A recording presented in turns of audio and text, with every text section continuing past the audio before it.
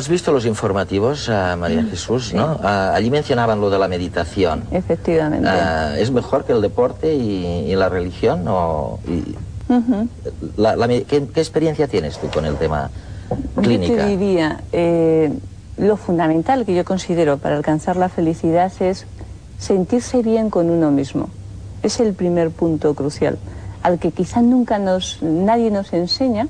Resulta que la única compañía que tenemos desde que nacemos hasta que nos marchamos un poquito de esta historia somos nosotros mismos. Nadie nos enseña cómo sentirnos bien nosotros mismos. Carlos dice, nos tenemos que conocer.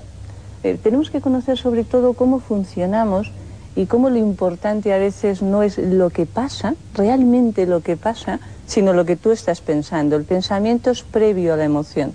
Y cómo sea ese pensamiento, y ese hecho explica que ante una misma situación haya personas que la vivan muy bien y otras que la vivan muy mal. Cómo es ese pensamiento dependerá de que seas más feliz o más infeliz. El budismo, la meditación, es importante. En mi experiencia interna, realmente sí. Es decir, lo que pasa que yo te diría, Eduardo, un poco como filosofía de vida. Es decir, hay mucha gente, por ejemplo, que intenta hacer yoga. Yo hice mucho yoga en mi juventud y control mental y todo eso es muy bueno. Pero es crucial que tú, en los momentos de tu vida cotidiana, porque hay cosas que si no difícilmente se trasladan al mundo occidental, ¿no? Tú en tu vida cotidiana realmente te encuentres bien con lo que estás haciendo y tengas recursos para superar las dificultades que tienes. Y esto es una cuestión de pensamiento. Lo dices en tu libro constantemente eso. El pensamiento está antes que la emoción y es... Oye, os voy a pasar una peliculita dándoos nuestra versión de cuál es la clave de la felicidad. Nos corregís. Decir que el dinero no da la felicidad parece un tópico, pero en realidad es cierto. Estudios psicológicos con ganadores de lotería así lo indican, puesto que al año de haber recibido enormes sumas de dinero, su nivel de felicidad resulta comparable al que tenían antes.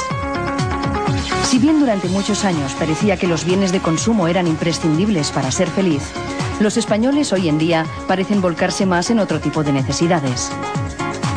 La sociedad actual busca la felicidad en las relaciones cotidianas y el redescubrimiento de las vivencias más sencillas y naturales. Según estudios recientes, las personas que se declaran felices tienen en común relaciones intensas y satisfactorias con amigos, familia y parejas, y pasan poco tiempo solos. En cambio, parece que la felicidad no está relacionada con la práctica del ejercicio físico, con cómo dormimos o con las creencias religiosas. Pero todavía no se puede discernir si tener una actitud positiva genera un círculo afectivo satisfactorio o si es el propio círculo el causante de la felicidad. Lo que sí parece es que una vida social rica no es en sí misma suficiente para garantizar esta sensación, ya que algunos de los que se declaran infelices gozan también de un alto grado de relaciones sociales. Por tanto, algo más puede estar implicado en la cuestión. Los expertos consideran que un 40% de nuestra predisposición, optimismo y extroversión proceden de los genes que hemos heredado de los padres.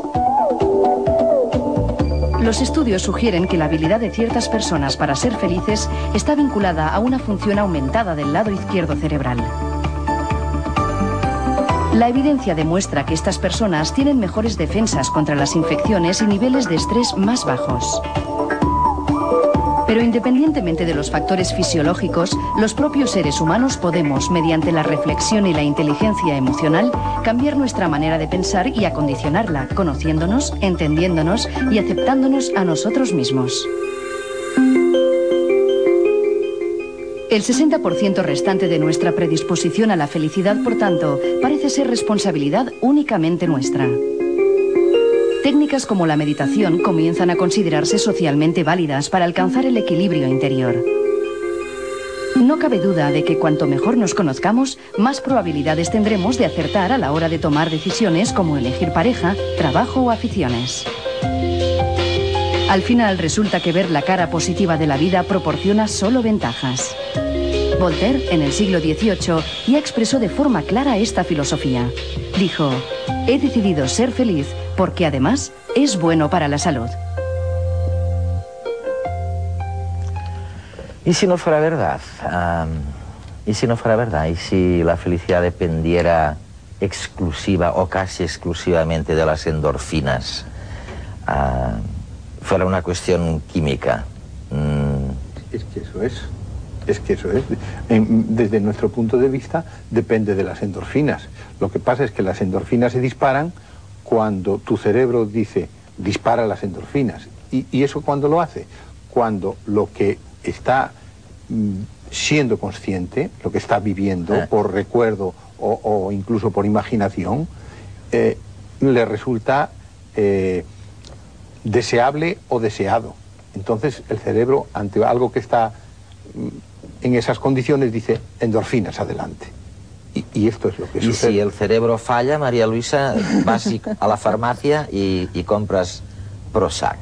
Si el cerebro falla, lo mejor es pensar que lo podemos controlar. Es decir, el cerebro, yo siempre digo que es bastante tonto, y me van a perdonar pues mucho. Estás en el grupo ese minoritario de neurocientíficos. ¿Tontos en qué sentido?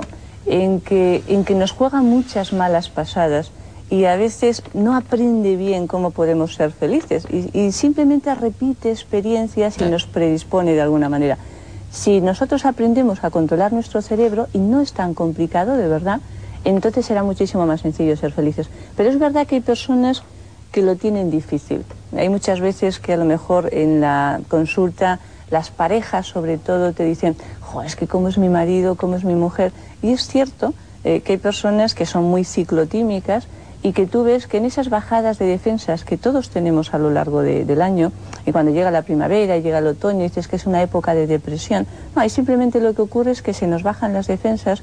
Cuando llega la primavera perdemos las defensas del invierno, no estamos aún fuertes, no hemos cogido las del verano, y en el otoño nos pasa lo mismo, perdemos las del verano, y la gente normal a lo mejor se coge un constipado, una gripe, un pequeño resfriado, y la gente que en ese aspecto es un poquito más vulnerable empieza a tener una cierta crisis depresiva.